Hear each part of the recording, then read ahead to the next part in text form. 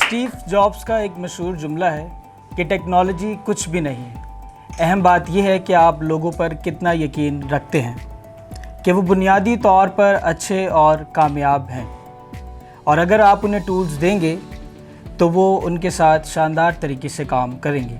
मसीह खुदावंद में आप सबकी सलामती हो। मेरा नाम यशवा मसीह है और मेरा नाम तिमर सैमसन है। अगर तू समंदर पे खड़ा है तो मौजों से ना डर, सच्चा सूरमा बन और रोशन ख्याली से लड़। और हमारे तमाम देखने वाले व्यूवर्स जो हमें पाकिस्तान से देख रहे हैं और इसके अलावा बैरून मुल्क से जो हमें देख रहे हैं, उन सबको दिल की गहराइयों से खुशामदीद कहते हैं इस शो पे, the enlightened minds, the more you know the more you grow. और इस प्रोग्राम का मकसद मसीही नौजवान को ऐसे लोगों के साथ मुतारफ़ करवाना है जो रोशन ख्याल हैं, जो स्किल्ड पर्सन हैं और इस ज़िंदगी में कामयाब ज़िंदगी को बसर कर रहे हैं और अपने माशरे के लिए बोझ रखते हैं ताकि वो अपने माशरे में सरमायाकारी को पैदा कर सकें और अपने माशरे के लिए एक अच्छा इम्पैक्टफुल सोसाइटी जो है उनको दे सकें, ताकि वो उस पर अमल करते हुए अपनी मसीही कौम का सरमाया बन सकें। और अगर हम टेक्नोलॉजी की बात करें तो टेक्नोलॉजी ने हमारी लाइफ को बहुत सिंपल और इजी बना दिया है। हम देखते हैं कि हर स्टेप में हमें टेक्नोलॉजी से बहुत फ़ायदा होता है। तो आज का जो हमारा टॉपिक है वो है डिजिटल ड्रीम्स के बारे में, टेक्नोलॉजी से हम कैसे फ़ायदा उठा सकते हैं। Youth in the era of IT. तो आइए अपने प्रोग्राम को शुरू करने से पहले the program enlightened minds the more you know the more you grow आप सबकी भरपूर तालियों में अपने प्रोग्राम को आगे बढ़ाएंगे। और आज के इस टॉपिक को सीखने में हमारी रहनुमाई करेंगे एक ऐसी रोशन ख्याल हस्ती जिन्होंने ज़िंदगी में बहुत मेहनत की है। ज़िंदगी के चैलेंजेस को सामने फेस करते हुए उन्होंने आज एक अच्छे मुकाम पर अपने आप को, अपनी मसीही कौम में एक मुकाम को हासिल किया है। मसीही नौजवान के लिए वो एक मोटिवेशन है, इंस्पिरेशन है उनके लिए, और मसीही नौजवान उनको देखकर अपने स्किल्स को डेवलप करने की कोशिश करते हैं। He has done his graduation in Media Sciences from Ikra University and currently he is doing as a creative manager and sales manager at Crystallite Software House। और सॉफ्टवेयर की दुनिया के अंदर इनको जाना और पहचाना जाता है, और ना सिर्फ पाकिस्तान में नेशनली बल्कि इंटरनेशनली सॉफ्टवेयर हाउसेस में अपनी स्केचिंग, अपनी डिज़ाइनिंग और अपने स्किल की वजह से जाने और पहचाने जाते हैं। मसीही कौम की शान और नौजवानों का सरमाया, आप सबकी भरपूर तालियों में हम दावत देंगे मिस्टर बेंसन खान को, the great man with great personality. आप सबकी भरपूर तालियों में। Thank you very much. Thank you sir, welcome to the show. आपको इस प्रोग्राम द एनलाइटेंड माइंड्स में खुशामदीद कहते हैं। बहुत शुक्रिया Ashfa, thank you for the invitation and I am glad कि आपने मुझे इस काबिल समझा कि मैं इसको आपके प्रोग्राम को ज्वाइन कर सकता हूँ और एनलाइटेंड माइंड का हिस्सा बन सकता हूँ। Thank you very much. Being a youth आपने बहुत नाम कमाया है आईटी में, और हम आपको जानते हैं कि आपने ट्रेनिंग्स करवाई हैं, कोर्सेज करवाए हैं, तो आपने हर क्रिश्चियन लड़के को, लड़कियों को बहुत इंस्पायर किया है। आप हमारे लिए एक मोटिवेशन है। तो मैं आपकी नज़र एक शेर अर्ज करना चाहूँगी। वो खुद ही तय करते हैं मंजिल आसमानों की, वो खुद ही तय करते हैं मंजिल आसमानों की, परिंदों को नहीं दी जाती तालीम उड़ानों की, रखते हैं जो हौसला आसमान को छूने का, उनको नहीं परवाह कभी गिर जाने की। Thank you very much. Sir, आज का मेरा आपसे पहला सवाल कि आप हमें बताएं कि आपकी जो जर्नी है पैशन टू प्रोफेशन तक, तो आपने अपनी जर्नी में किन चैलेंजेस का सामना किया, कौन से ऐसे ऑब्स्टिकल्स, टेम्पटेशंस आए कि आप उनको फेस करते हुए अपने गोल की तरफ आप बढ़ते हुए जाएं। तो प्लीज़ हमारे व्यूअर्स को बताइएगा कि आपने अपनी ज़िंदगी में अपने ड्रीम को किस तरह फाइंड किया और उसे पूरा किया। इसमें मेरा जो रहा है ऑल द वे कि आई कम फ्रॉम आर्टिस्टिक बैकग्राउंड, जिसमें मेरी स्केचेस मेरे पार्ट रहे हैं बचपन से ही, और अपार्ट फ्रॉम दैट ये कुछ जेनेटिक भी इसको कह सकते हैं क्योंकि my father is a painter, तो by profession he is a graphic designer by the way. तो अब ये दोनों चीज़ें जब कनेक्ट हुई हैं तो फिर जाहिर है फिर मुझ में भी वो कुछ ना कुछ थे ऐसे जरासीम। तो मैं from very early I think जहाँ तक मुझे याद है 6-7 साल से मैं स्केचेस ही कर रहा हूँ। तो इसको फिर मैंने ऐसे ही प्रोलॉन्ग, इसको कभी मैंने एज अ पैशन, मुझे नहीं पता था कि ये कभी मेरा अर्निंग का भी सोर्स बन सकते होंगे, तो मैंने तो सिर्फ एज अ पैशन ही इसको परस्यू किया हमेशा। तो लॉन्गर दैट रोड उसमें फिर वो मुझे पता भी नहीं चला कि कब मैं डिज़ाइन के अंदर एंटर हुआ और कब मैं IT इंडस्ट्री में गया हूँ, और कब ये चीज़ें सारी जो हैं सारे रॉड्स एक साथ कनेक्ट हुए हैं, और मतलब ये खुदा का ही वे था कि मेरा पैशन ही मेरा प्रोफेशन बन गया, और this is I am now. Thank you so much. हमेशा हमारी लाइफ में जो चीज़ें होती हैं आपने खुद उनको फेस करनी और उनको एक्सेप्ट करने की ज़रूरत होती है, क्योंकि समटाइम्स ऐसा होता है कि जो चीज़ें हम सोचना चाहते हैं, करना चाहते हैं, उसके अपोजिट ही चीज़ें हो जाती हैं। तो आप हमें ये बताएं कि ये डिज़ाइनिंग का ख्याल, आप जैसे आपने बताया कि आपके पेरेंटल इशू है और आपको गॉड गिफ्टेड है, आपने पेरेंट्स से ट्रांसफ़र हुआ है, तो आपने जब इस फील्ड के अंदर इंटर हुए, जैसे कि आपने बताया कि आपने मीडिया साइंसेस के अंदर अपनी ग्रेजुएशन की है, तो मीडिया साइंसेस और क्रिएटिव डिज़ाइनिंग का क्या फ़र्क है, क्या इंटरलिंक है आपस में? मीडिया साइंसेस में ये है कि मैं मतलब ये मेरा कभी प्लान नहीं था, मैंने जो भी चीज़ें की ये आउट ऑफ नोवेयर हुई हैं, कभी कोई चीज़ प्लान करके हो नहीं पाई मुझसे। तो मेरा प्लान इनिशियली जो था वो BBA करने का था, क्योंकि मेरे फादर इंसिस्ट मुझे कर रहे थे कि मुझे BBA करना चाहिए, और मेरे पेरेंट्स की तरफ से मुझे था ये कि मैं BBA ही करूं, और किसी रिनॉन यूनिवर्सिटी से जो उस टाइम पे एक यूनिवर्सिटी ग्रो कर रही थी, तो मुझे काफ़ी मेरी फैमिली की तरफ से ये था कि मुझे यहीं से करना पड़ेगा। तो मतलब लकीली वो फिर ऐसा हुआ कि साइकोलॉजी की कुछ मेरी क्लासेस हुई, तो उसमें मैं 2 दफ़ा फेल हुआ, तीसरी दफ़ा पास होने की जब बारी आई पास होने की, तो वो मेरे सर ने मुझे बताया कि नहीं यार you are sitting in the wrong chair. तो वो कहते हैं कि नहीं यार, मैंने कहा मैं BBA ही मतलब मुझे मेरी फैमिली ने बोला कि मैंने BBA करना है, इसके अलावा मुझे नहीं पता कि मैं क्या कर सकती हूँ। तो कहते हैं यहाँ पे मीडिया साइंसेस भी है एक चीज़ जो आप जैसे क्रिएटिव बच्चों के लिए उनको हेल्प आउट करने में बहुत वो फीजिबल हो सकती है। तो फिर that was the turning point of my life, जहाँ से मुझे लगा कि नहीं यार ये चीज़ें अदर वे भी जा सकती हैं, क्योंकि उससे पहले हमें इतनी अवेयरनेस भी नहीं थी कि आर्ट्स के अंदर भी कुछ मतलब इसमें ग्रोथ हो सकती है। ये मतलब ये बड़ी क्लीशे ऐसी बातें थी कि जो हमने सुनी थी कि BBA करेंगे, MBA करेंगे और एक अच्छी आपको पोजीशन जॉब वगैरह मिल सकती है। तो फिर ऐसा ये करते कराते फिर वो साइकोलॉजी की मेरे सर ने मेरे पेरेंट्स से मीटिंग की, और उसके बाद मैंने मीडिया साइंसेस में उसको ट्रांसफ़र किया, क्योंकि वो आर्ट्स से ही रिलेटेड था सारा में। सर इसके अलावा जैसे आपने बताया कि साइंस के अलावा आप आर्ट्स में इंटरेस्ट था, तो फिर आपने इसमें ग्रो किया आगे, क्योंकि हमारी यूथ जो है जैसे उनको साइंस नहीं मिलती तो फिर उनके पास ऑप्शन ही नहीं रहता, वो फिर मायूस हो जाते हैं कि अभी साइंस नहीं है तो हम फिर आगे क्या करें, ऑप्शन नहीं है। तो इसलिए बहुत ज़रूरी है कि हम अपना इंटरेस्ट जानें कि हम आगे क्या करना चाहते हैं। तो मेरा आपसे ये सवाल है कि जैसे हमारी यूथ है इनको ये सब फील्ड्स का तो पता है, जैसे आप IT में हैं, क्रिएटिव डिज़ाइनिंग है कर रहे, फिर इसके अलावा सेल्स मैनेजर है, तो इसमें क्या स्कोप है आगे इसके लिए कि अगर यूथ इसमें आती है तो क्या स्कोप मिलता है? इसमें देखें जो जिसका भी जो पोटेंशियल है ना वो बच्चे में चिप बिल्ट इन होती है, वो पैशन तो बाय बर्थ होता है, सही, इसको सिर्फ पॉलिश किया जा सकता है। और ये इसके अलॉन्ग विद दैट मैं यही सजेस्ट करूँगा कि एकेडमिक्स बहुत इंपॉर्टेंट है, आइदर वो साइंस में, कंप्यूटर में, आर्ट्स में, इससे क्योंकि आपको डिसिप्लिन सीखने को मिलता है कि 9 बजे आपने स्कूल पहुंचना है, या मतलब आज 7 बजे 8 बजे जो भी टाइमिंग मतलब होती हैं, आपको उस टाइम पे स्पेसिफिकली स्कूल पहुंचना है, आपको कैसे वेल ड्रेस्ड रहना है, सही है, टीचर्स के साथ और इसका जो गैप है वो कैसे ग्रुप में फिर वो स्टडीज़ होती है, ये सारे डिसिप्लिन बहुत इंपॉर्टेंट है। तो क्योंकि लेटर यही आपकी सारी चीज़ें काम आती हैं प्रोफेशनल लाइफ में भी। इनफैक्ट अगर आप देखें आपको टीम के साथ काम करना पड़ता है, अगर आप मैनेजर हैं तो आप अकेले बंदे मैनेजर नहीं हो सकते, ज़ाहिर आपको टीम ऑपरेट करनी है, तो ये सारी चीज़ें स्कूल ही सिखाता है।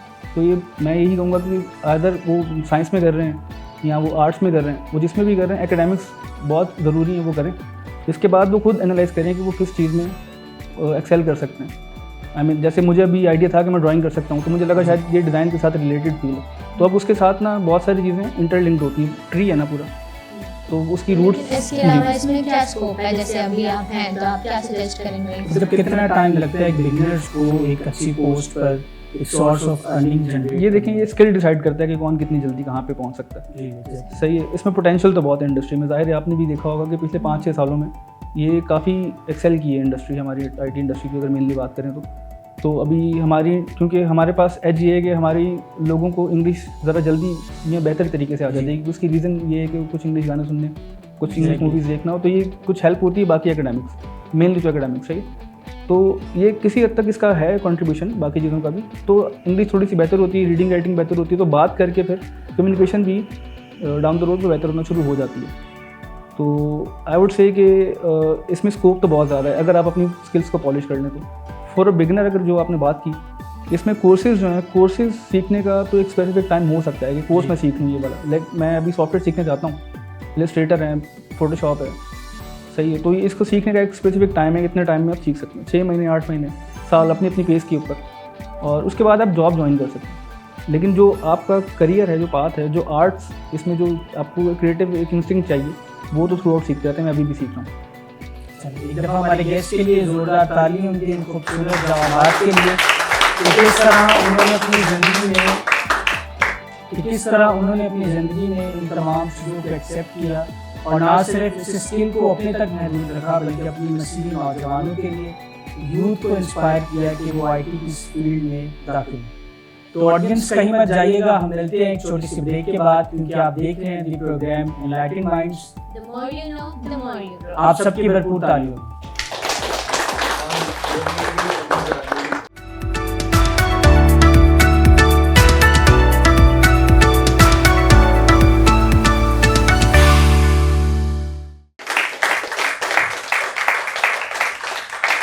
Welcome back to your favourite show the enlightening minds, the more you know the more you grow. और आज हमारे दरमियान मौजूद हैं मिस्टर बेसिम खान, जो कि एक क्रिएटिव डिज़ाइनर और सेल्स मैनेजर हैं।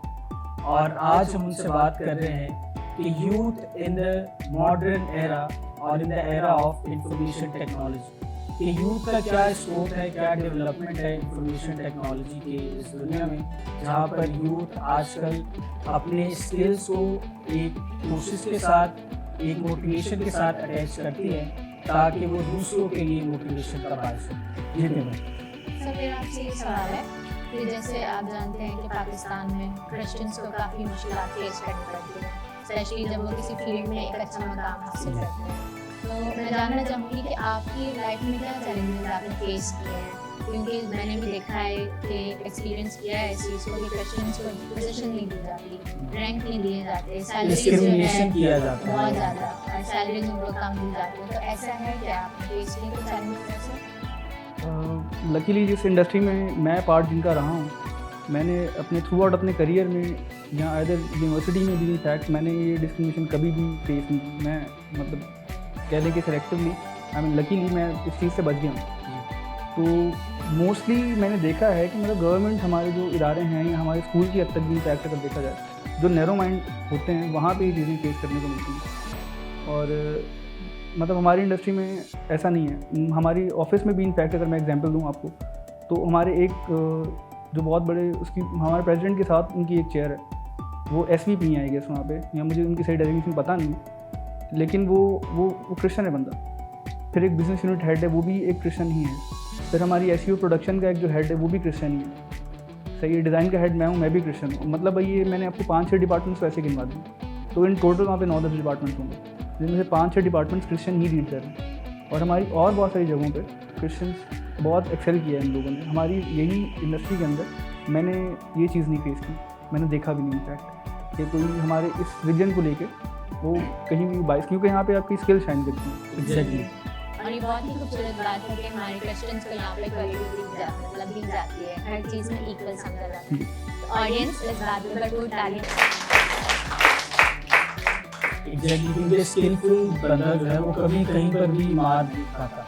जब आपके पास स्किल है तो आप अपने स्किल के थ्रू दूसरों को क्या कर सकते हैं, शाइन कर सकते हैं, दूसरों के ऊपर अपना इन्फ्लुएंस पैदा कर सकते हैं कि वो आपको डिस्क्रिमिनेशन का शिकार होना ही ना पड़े। क्योंकि जब आप कुछ करेंगे, कुछ अच्छा देंगे, पॉजिटिव करेंगे, फिर जो है दूसरा बंदा आपसे इंस्पायर होगा। तो मेरा सर आपसे सवाल ये है कि आपने देखा होगा आज के इस मॉडर्न वर्ल्ड में AI का बहुत है, तो इसके अंदर हर यूथ का बच्चा चाहता है कि मैं शॉर्टकट्स को फॉलो करें। अगर आप 10 साल पीछे चले जाएं तो शॉर्टकट्स का कोई ज़माना नहीं था, लोग पढ़ना पसंद करते थे, स्किल को प्रॉपर सीखना पसंद करते थे। लेकिन AI ने तमाम चीज़ों को रिड्यूस कर दिया है, कम कर दिया है, और यूथ का ज़्यादा ध्यान यही है कि हम शॉर्टकट्स फाइंड करें। तो आप इसके बारे में क्या कहना चाहते हैं कि एक नॉर्मल कोर्सेज जो कि 6 और 7 महीने का है और एक शॉर्ट कोर्स जो आप AI के थ्रू सीखते हैं, तो उसमें क्या फ़र्क आता है? इसमें देखें, सक्सेस का मेरे हिसाब से शॉर्टकट है नहीं कोई। और इनफैक्ट अगर आप ये समझ रहे हैं कि मतलब हमारा जो काम है वो AI रिप्लेस कर जाएगी इसको, तो उसके पीछे भी कोई ना कोई ह्यूमन ब्रेन है। तो इसको मैं थोड़ा सा पीछे लेके जाऊँगा रेनेसांस के टाइम पे, क्योंकि मैं पेंटिंग्स को काफ़ी फॉलो करता हूँ। तो लियोनार्डो दा विंची मेरे फेवरेट पेंटर है। तो उसमें उनकी जो रिसर्च थी, वो उस टाइम पे डाइसेक्शंस जो थी, वो सर्जन भी थे बेसिकली ना, वो इंजीनियर भी थे, सर्जन भी थे, वो सिर्फ पेंटर नहीं था बंदा। तो उसने डाइसेक्शन की थी, उस टाइम पे टैबू समझा जाता था। वो कहते थे क्या डाइसेक्शन करता है, उसने लिप्स की जो एनाटमी, हमारी जो फाउंडेशन हैं बेसिक स्केचिंग की, वो उस बंदे ने रखी कि आज हमें एनाटमी पढ़ते हैं, बोन्स का स्ट्रक्चर पता है, हमें मसल्स की एनाटमी पता है, वो उस वजह से क्योंकि उसने डिसेक्शन बहुत सारी की। तो उस टाइम पे वो भी टैबू समझा जाता था कि आज जैसे AI को मतलब समझा जाता है कि यार ये रिप्लेस कर देगी सब कुछ। तो ऐसे ही सिमिलरली वो जो उस टाइम पे वो लग रहा होता है कि यार ये हमारी चीज़ जो नुकसान, लेकिन इन दी एंड वो हमारी चीज़ फेवर में आ गई एनाटमी की। उसके बाद वो उसके साइंस को भी बहुत सारी चीज़ों का फ़ायदा हुआ है, सही। तो फिर वो लेटर ऑन अभी ये हमारे काम को सिर्फ स्मार्ट करेगी, इन्हांस करेगी AI जो है। ये आगे कुछ रप्चर नहीं कर सकती, जो मतलब लोगों को डर लग रहा है बेसिकली, ऐसा कुछ नहीं हो सकता। इसके लिए भी आपको प्रॉम्प्ट करने के लिए भी तो आपको कुछ ना कुछ आपके माइंड में होना चाहिए। तो अगर आपके माइंड में वो खाली है, वैक्यूम है, तो वो ये गैप AI फिल नहीं कर सकती। तो बड़ा खूबसूरत आपने जवाब दिया है कि बंदा का जो पर्सनल एक्सपीरियंस है वही उसको सक्सेस की तरफ ले जाएगा। अगर आप ज़िंदगी में शॉर्टकट्स को फॉलो करेंगे तो आप कहीं ना कहीं कामयाब होंगे, लेकिन आप गो थ्रू उस प्रोसेस से अचानक से कोई ऐसा मसला आ जाए और आप उसको हैंडल ना कर पाएँ तो फिर वो आपके शॉर्टकट आपको पता चल जाता है आपने कहाँ पर लेक्चर्स किए। तो तीमर हमारे साथ यूथ मौजूद है और वो IT से ताल्लुक़ रखते हैं और उन्हें बड़ा इंटरेस्ट है कि वो इन कोर्सेज़ को, इन चीज़ों को ग्रैब करें। तो क्यों ना हम उनसे कुछ सवाल करें और ये हमारे गेस्ट हमारे साथ मौजूद हैं, तो आपके पास मौका है, अगर आप उनसे कुछ सवाल करना चाहें तो आप ज़रूर मिस्टर बेंसन से सवाल कर सकते हैं। थैंक्स मिस्टर बेंसन, आपने टाइम निकाला आज हमारे यूथ के प्रोग्राम में आने का। And my question is that कि IT और कंप्यूटर साइंसेस में क्या फ़र्क है, ये भी कुछ हमारी यूथ को आप बता दें, और क्या स्कोप ज़्यादा अच्छा मिल सकता है, क्योंकि ऑल ओवर वर्ल्ड IT और कंप्यूटर साइंस का आपस में थोड़ा सा ये चल रहा है कि कुछ लोग कहते हैं कि कंप्यूटर साइंस ज़्यादा स्कोप वाला है। हमारे मुल्क में हमारी यूथ के लिए आपकी नज़र में क्या ये बेहतर है? अच्छा, इसमें कंप्यूटर साइंसेज और IT का जो ताल्लुक है, IT बेसिकली कंप्यूटर साइंसेज की ही एक्सट्रैक्शन है, उसी का एक पार्ट है। कंप्यूटर साइंसेज में नॉर्मली ये कि हमारे एजेंसी का वो मॉडल होता है, उस पर वो ज़्यादा एम्फेसाइज करते हैं, जिसमें उसको अप्लाई करने के लिए भी इनफैक्ट आपका एक बड़ा प्रोसीजर होता है, जिसमें आपकी प्री रिक्विजिट्स बहुत सारे हैं। लाइक आपने MBA किया हुआ है, आपने बैचलर्स किया हुआ है इसी में कंप्यूटर साइंसेज में ही, तो फिर वो आपको कंसिडर करेंगे। लेकिन IT में थोड़ा सा आगे उन्होंने रिलीव दे दिया है कि आपकी जो स्किल है हम उसको जो है वो ज़्यादा वैल्यू करेंगे, मतलब रादर कि आपकी उस पर कि आपकी डिग्री, आप कौन सी डिग्री से एसोसिएटेड है। तो इसमें थोड़ा सा ये है कि वो जो नॉन टेक्निकल लोग थे उनको भी चांस मिला है अपने आप को थोड़ा सा सीख के काम करके, और वो भी इजीली एक्सेल कर सकते हैं इसमें। तो आई वुड से कि ये बेसिकली थोड़ा सा आसान रास्ता है जो IT का हमारा है इसमें कंपैरेटिवली। जो कंप्यूटर साइंसेस का जो प्रोफेशनल, उसमें अलग तरह से वो काम होता है। उसमें जैसे क्रिएटिव हेड्स, वहाँ पे जो उनकी हायरार्की होती है, जो ऑर्गेनाइजेशन होती हैं, वो बिल्कुल अलग मॉडल पे चल रही होती है। हमारी जो है वो थोड़ी सी ईजी वे इन वे की चल रही होती है। आपके पास थोड़ा सा कोई मॉडल इसका खास नहीं होता, लेकिन ये कि आपको ग्रोथ करने का या ग्रो करने का ईजी आपको ये एक वे है। तो मेरे ख्याल से इससे ज़्यादा कोई नहीं। लेकिन ये कि एकेडमिक्स ऑलवेज मतलब ये हमेशा ऐड ही करेंगे। जैसे मैंने बैचलर्स किया इसमें मीडिया साइंसेज में, तो इसने मेरी डिग्री में ऐड ही किया है। मतलब एकेडमिक्स की वजह से जो एक्सपोजर मेरे पास है, जो डोमेन्स मैं हिट कर सकता हूँ, वो सिर्फ एक डिज़ाइन वाला बंदा हिट नहीं कर सकता। तो इसकी वजह से बस ये है कि एक्सपोजर आपके पास ज़्यादा है, तो इस वजह से आप एक्सेल कर जाते हैं। सर, मेरा सवाल आपसे ये है कि आजकल ज़्यादातर हमें सुनने में आता है कि जो ये सॉफ्टवेयर हाउसेस हैं और जो कॉल सेंटर्स हैं वो स्कैम्ड है, तो आप इस बारे में क्या कहना चाहेंगे? इसमें मेरा टेक ये है कि कोई भी इंडस्ट्री हो, उसमें देखें गुड और बैड दोनों चीज़ें, अगली भी इनफैक्ट आई वुड से कि होती हैं। इसमें स्कैम ऑब्वियसली है, ऐसा नहीं है कि नहीं है। बहुत सारी जगहों पे हमें भी चीज़ें फेस करनी पड़ती हैं। इसमें ट्रस्ट बिल्ड करना हमारे लिए बड़ा मुश्किल हो गया। तो अब now that I am sitting on sales seat, तो मुझे आइडिया हुआ है कि वो ट्रस्ट एक फैक्टर आपको बिल्ड करने के लिए बड़ी मेहनत करनी पड़ती है। पहले शायद ऐसा ना होता, क्योंकि जब से ये बहुत सारे लोगों ने प्रॉमिस किए और डिलीवर नहीं किए, तो फिर यहाँ से चीज़ें ख़राब होना शुरू हुई। तो मतलब प्रॉमिस डिलीवर ना करना, ये भी मेरी नज़र में स्कैम ही हो सकता है। तो ये रियलिटी है, ये डार्क है लेकिन है। बस ये कि इसका पार्ट तो जॉब है, लेकिन कोशिश यही करते हैं कि जो हम कहते हैं वही डिलीवर करें। तो हमारी कोशिश तो इनफैक्ट यही है, इसके अलावा बिल्कुल।